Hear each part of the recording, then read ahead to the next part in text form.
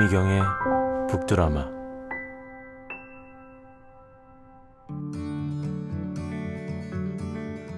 자, 오늘 여러분에게 소개해드릴 책은요, 자, 연말다운 책입니다. 연말에 여러분에게 꼭 읽어주십사 하고 부탁드리고 싶은 책. 제 스스로가 지난 한 27년간 강의를 하면서 늘 가장 연말이면 읽었던 책이 뭐냐면 트렌드 관련한 책이에요. 트렌드에 관련한 책들은 대부분 매년 애뉴얼로 이렇게 나오는 게 보통입니다. 뭐 어떤 교수님이 쓴 책도 있고 협회에서 쓴 책도 있고, 작년에 우연히 제 눈에 딱 띈 책이 하나가 있었습니다. 근데 그건 정말 웃긴 게, 이건 저자 한 사람이 쓴 게 아니더라고요. 한 사람이 모든 자료를 갖고 분석한 게 아니라 이 나라에는 이런 게 뜬다라는 그런 트렌드를 딱 잡아낸 책이에요. 이 책이 나오길 기다렸습니다. 2020 한국이 열광할 세계 트렌드라는 제목으로 나왔는데, 보시면 코트라 지음 이렇게 써 있어요. 코트라가 사람 이름이 아니에요. 코알라가 아니에요. 대한무역투자진흥공사, 여기에 계시는 똑똑한 직원들이 전 세계에 나가 있을 거 아닙니까? 그 중에서도 막 리포트를 내나 봐요. 그 중에 제일 괜찮은 것만 추렸어요. 약 12개 파트로, 이거 엄청 추렸을 것 같습니다. 파트가 12개고 그 12개 파트가 어떠냐면 각 세계적인 트렌드의 방향에 대해서 12개 섹터로 나눠놨습니다. 그리고 그 12개 섹터마다 각 나라에서 벌어지고 있는 사례가 약 한 3개씩, 다 3개나 4개씩 들어가 있어요. 2020 한국이 열광할 세계 트렌드라는 책을 읽기 전에 여러분 반드시 아셔야 될 게 있습니다. 첫 번째, 어떤 관점과 의도를 갖고 읽어야 되냐면, 첫 번째, 내가 만일이라는 관점을 갖고 읽으세요. 저는 트렌드 책이 왜 잡냐면, 내가 만약 장사한다면 내가 이런 거 할 수 있을까? 맞아, 이런 거 할 수 있을 것 같아. 이런 의도를 갖고 읽습니다. 내가 만일이라는 의도를 갖고 읽으면 이 책에 있는 모든 트렌드가 살아서 움직일 겁니다. 두 번째 뭐냐면, 지금 내가 하는 사업이나 지금 내가 하고 있는 일이나 0.5, 지금 2야. 근데 2.5가 되고 싶어. 그래서 그 0.5를 진화하기 위해서 이걸 하면 되겠구나라는 0.5의 의도를 갖고 보십시오. 세 번째는 분명히 아셔야 될 게 있는데, 뭐냐면 요새 너무 장사가 안 돼요, 위기예요가 아니고, 이걸 보면서 여러분들은 마지막에 이 말을 되뇌어야 됩니다. 이렇게 이동하고 있구나. 여러분, 많은 사람들 모르겠어요, 경기가 너무 안 좋아요. 여러분, 경기가 안 좋은 게 아니라 혹시 돈이 내 눈앞에서 다른 곳으로 이동한 거 아닐까요? 내가 돈을 따라서 이동을 못했기 때문에 돈이 없는 곳에 있는 건 아닐까요? 그래서 항상 마음속으로 이렇게 이동하는구나. 이 세 가지 의도와 관점을 갖고 이 책을 읽으시기 바랍니다. 자, 준비되셨습니까? 이 책은 크게 세 가지로 보시면 되겠습니다. 물론 이 책에 나오는 각 나라의 사례가 되게 많아요. 그 도시에서 벌어지는 가장 트렌디한 것들을 분석까지 해놨거든요. 이 트렌드는요, 약 세 가지 면에서 변화하고 있는 중입니다. 세 가지 변화의 틀인데, 첫 번째 변화의 틀은 사회 문제를 해결하면 기회가 열린다라는 틀이고요. 두 번째 변화의 틀은요, 공유 경제입니다. 중요한 건 뭐냐면 소유가 아니고 공유다라는 틀에서 움직이고 있고요. 세 번째는 뭐냐면요, 재발견입니다. 원래 있는데 재발견하는 겁니다. 이걸 가지고 같이 한번 얘기를 우리가 해보자고요. 먼저, 사회 문제를 해결하면 기회가 열린다라는 트렌드를 딱 발견한 그 사례가 있습니다. 제가 지금부터 그걸 여러분에게 알려드리도록 하겠습니다. 미국 댈러스에서 지금 벌어지고 있는 트렌드입니다. 먼저 잠깐 읽어드리겠습니다. 자, 바쁜 워킹맘에게 소위 워라벨이랑 참 먼 얘기다. 짧은 출산휴가를 마치고 직장에 복귀했지만 아이 걱정, 밀린 업무 걱정에 하루 일과는 고되기만 하다. 일과 가정 어느 하나도 포기하고 싶지 않지만 늘 시간에 쫓기는 워킹맘에게 이는 무척이나 어려운 일이다. 세계적으로 일과 가정의 병행을 위해 애쓰고 있는 워킹맘의 숫자는 꾸준히 늘어나고 있다. 2017년 미국 노동부 통계에 따르면 19세 이하 자녀를 둔 엄마들의 70%가 노동시장에 참여하고 있다. 한국에서도 맞벌이 가구 비중이 꾸준하게 증가하고 있다. 이런 흐름 속에서 최근 해외에서는 엄마들이 일과 가정 모두를 지킬 수 있도록 도와주는 비즈니스가 다양하게 등장하고 있다. 미국에서는 워킹맘을 위한 세계 최초의 모유 배달 서비스가 등장했다. 스위스에서는 아이를 간절히 갖기를 원하는 여성들을 위한 웨어러블 기기가 나왔다. 어디 그뿐인가? 세르비아에서는 기업들이 임산부를 대상으로 활발한 마케팅을 펼치고 있다. 엄마들이 경제의 중심이 되고 있는 세계의 맘이코노미입니다. 맘이코노미 현장을 소개하고 싶다. 예, 맘코노미 엄마들을 위한 비즈니스 현장. 여러분 이게 진짜잖아요. 사회 문제, 가장 불편한 문제를 해결을 하는 데서 비즈니스 기회가 만약에 있다면 이게 바로 맘코노미 아니겠습니까? 자, 그 중에서도 어떤 게 있는지 여러분에게 좀 설명드리도록 하겠습니다.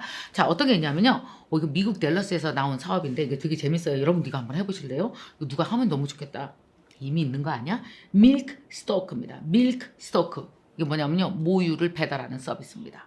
한 여성이 있었대는데 마케팅 매니저래요. 막 5개월이 된 아이 엄마예요. 근데 애들이 2살 될 때까지는 모유 수유를 너무 하고 싶은 거예요. 근데 직장을 다니면 모유 수유를 하기가 너무 어려워요. 직장을 그만둘 것인가 너무너무 고민에 빠진 거예요. 그러다가 누가 소개를 한 거야. 야, 너 밀크 스토크 알아? 밀크 스토크? 너 직장 안 간다도 돼. 모유 수유 다 할 수 있어. 나는 얼마 전에 저기 뉴욕으로 한 달간 저기 갔었잖아. 출장 갔었잖아. 나 거기서도 다 애들 모유 먹였는데 너 미쳤어? 뉴욕에서 댈러스가 어디라고 모유 수유를 했다는 거야. 너 우유 짜갖고 이렇게 오면은 그 수거해가 가서 비행기로 바로 애 갖다 먹여. 너 진짜? 페더럴 익스프레스 같은 거라고 생각하면 돼요. 근데 그게 모유 전문인 거예요. 그래갖고 어떠냐면은 뭐지 냉장되는 팩 있잖아요. 얼마나 잘 돼 있어. 여러분 미국처럼 큰 나라에서도 그걸 하는데 우리나라 뭐 어려워. 우리나라는 킥으로 가면 다 가지. 그럼 여러분 이런 사업은 누가 했을 것 같아요? 첫째 질문 드리겠습니다. 이 사업을 남자가 개발했다. No, yes. No, yeah. 저기 아이가 없는 여성이 개발했다. No. 절대로 그럴 리가 없죠. 이 사업은 누가 했을까요? 똑같은 경험을 해서 직장을 그만둘 뻔한 여성이 이 사업을 개발했습니다. 그래서 어떤 회사에서는요, 여성 그 비율이 되게 80%까지 되고, 막 요새 50% 넘는 회사 많잖아요. 그런 데는 이 회사와 B2B 계약을 맺는데요. 모든 여성이 공짜로 이 서비스를 밀크 스토크를 이용할 수 있어. 그게 굉장히 고급 여성 인력을 잡는데 도움이 되는 거죠. 그 다음입니다. 그 다음이 뭐냐면은 그 공유 경제라는 측면에서 공유냐 소유냐 뭐다 시작 소유가 아니고 뭐다 공유다. 여러분 공유 좋아하세요? 저 되게 좋아해요 공유. 죄송합니다. 이 책에 담아있는 공유에 대해서 말씀드리겠습니다. 자, 무소유란 철학이 한때 우리 사회에서 굉장히 큰 인기였다. 그런데 꼭 필요한 것이 아니면 소유하지 않으며 욕심을 버리고 살라는 무소유의 삶의 철학은 많은 사람들에게 감동을 주었다. 끊임없이 생겨나는 물질적 욕심에 많은 사람들이 피로감을 느끼던 참이었다. 자, 한편 이제 무소유는 삶의 철학에서 한 걸음 더 나아가 현대사회에서 효율적이고 경제적인 삶을 추구하는 현명한 라이프 스타일로 자리 잡고 있다. 자, 전 세계적으로 성장하고 있는 렌탈 사업이 이런 현상을 보여준다. 이제 세계의 많은 소비자들이 재화를 자신만의 소유물로 만들기보다 남과 함께 나누어 쓰고 빌려 쓰는 방식을 택하고 있다. 그리고 그 재화의 범위는 가구부터 시작해 주방, 개인 창고 계속 확대되고 있다. 자, 이제 공유에 대해서 한번 볼까요? 인도의 체나이라는 도시에서 벌어진 일인데요. 한 5년, 10년 되고 돈도 좀 벌고 그러면 조그만 오피스텔 하나 얻어서 사는데 가구 같은 거 이렇게 뭐라도 제대로 된 거 하나 딱 놓고 싶은데 너무 비싸고 사자니 그렇고 그렇다면 빌리자니 너무 어디서 빌려주는 데도 없고 어떻게 해야 되지? 인도라는 나라는 어떻습니까 여러분? 인도는 IT가 발전하기 시작하면서 수도 뉴델리로 엄청나게 오는 거예요. 가구를 다 사야 되잖아요. 근데 이 친구도 가구를 사려고 그랬는데 막상 가보니까 아무것도 없었대. 다 사야 되는 거예요. 너무 아깝잖아요. 불편해서 무엇인가를 만들게 되는 거예요. 그래서 만든 회사가 바로 포렌코라는 회사입니다.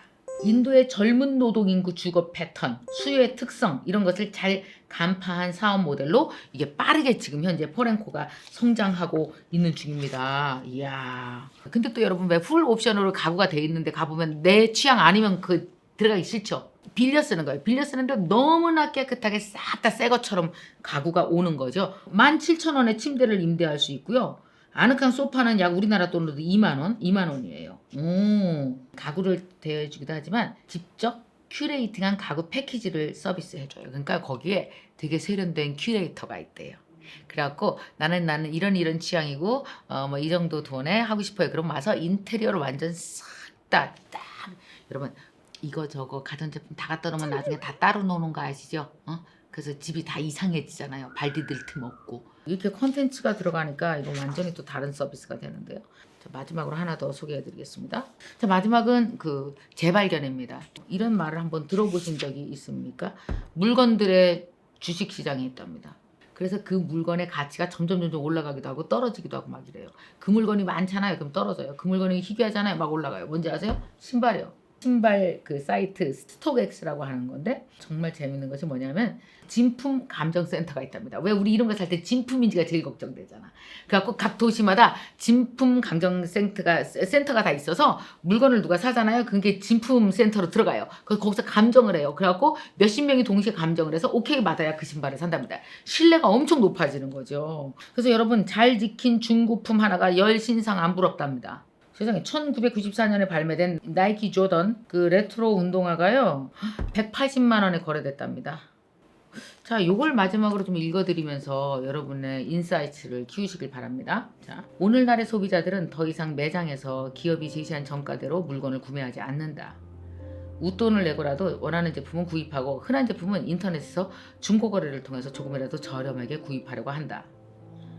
생산자가 결정한 물량과 가격을 따르지 않고 창조적인 틈새 시장을 창출해내는 오늘날의 소비자들에게 스톡엑스가 제시한 물건들의 증권거래소 개념이 전통적 유통업의 새로운 비전을 제시하고 있다.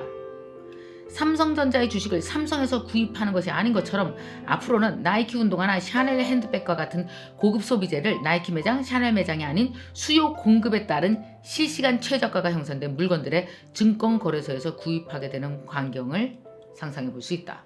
오, 재밌지 않아요?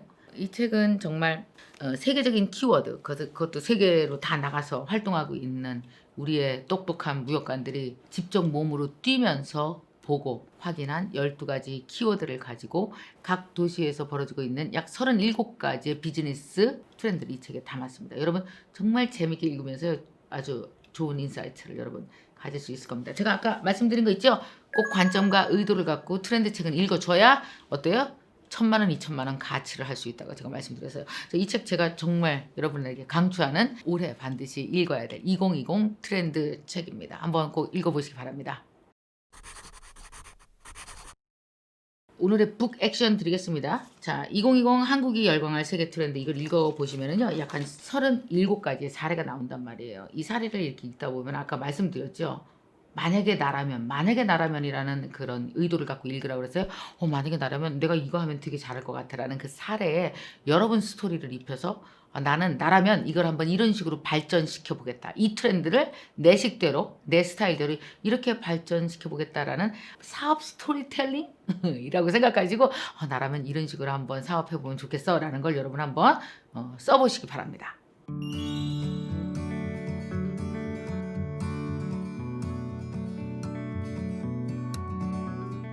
자, 안녕하세요 여러분. 제가 유튜브에서요 2H1T 기법으로 다이어리 쓰는 방법에 대해서 알려드렸더니 많은 분들이 그 다이어리 만들어주세요 막 기다리셨죠. 그래서 제가 여러분의 요청에 의해서 김미경 다이어리를 만들었습니다. 김미경 다이어리 2H1T 제가 오랫동안 사용해왔던 다이어리 기법을 다 집어넣어서 만든 다이어리거든요.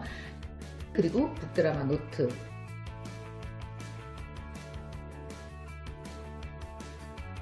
이 스티커북은요 제가 여러분에게 꼭 용기를 주고 싶은 이야기를 제가 다 직접 썼습니다.